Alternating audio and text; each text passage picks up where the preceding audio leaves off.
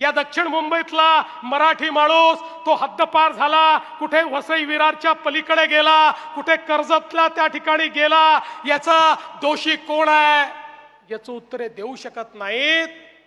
पण त्याच वेळी याच मुंबईमध्ये मुंबईतली सगळ्यात मोठी चाळ बीडीडी चाळ, ज्या बीडीडी चाळीत राहणारा माझा मराठी माणूस, त्याच्यावर आलेलं संकट होतं इतके वर्ष केवळ बिल्डरांच्या दबावाखाली बीडीडी चाळीला तुम्ही त्या ठिकाणी विकसित होऊ दिलं नाही। आम्ही विकसित करून दाखवलं, या देवा भाऊने विकसित करून दाखवलं। आज बीडीडी चाळीचा जो प्रकल्प आहे, संपूर्ण एशियातला सगळ्यात मोठा अर्बन रिन्युअलचा प्रकल्प आहे, ज्या ठिकाणी माझ्या मराठी माणसाला 120 फुटाची जागा होती, 120 फुटात राहत असलेला माझा मराठी माणूस आज 540 फुटाच्या घरामध्ये त्या ठिकाणी गेला। आमच्या प्रवीणजीच्या पाठपुराव्यानंतर आता आमच्या अभ्युदय नगर मध्ये राहणारा माझा गिरणी कामगार, माझा मराठी माणूस, माझा त्या ठिकाणी ज्याच्या कष्टावर ही मुंबई उभी राहिली, त्याला देखील या ठिकाणी 550-600 स्क्वेअर फूट जागा आता देण्याचा निर्णय आम्ही केला आणि त्याचंही काम आम्ही करतो।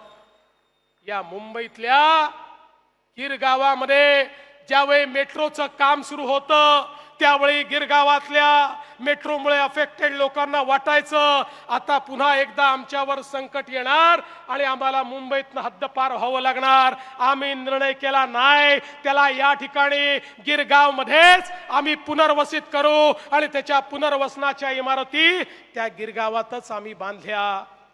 आज संपूर्ण मुंबईमध्ये सामान्य माणसाच्या घराचा प्रश्न सोडवण्याकरता स्वयं पुनर्विकासाची योजना आपण आणली।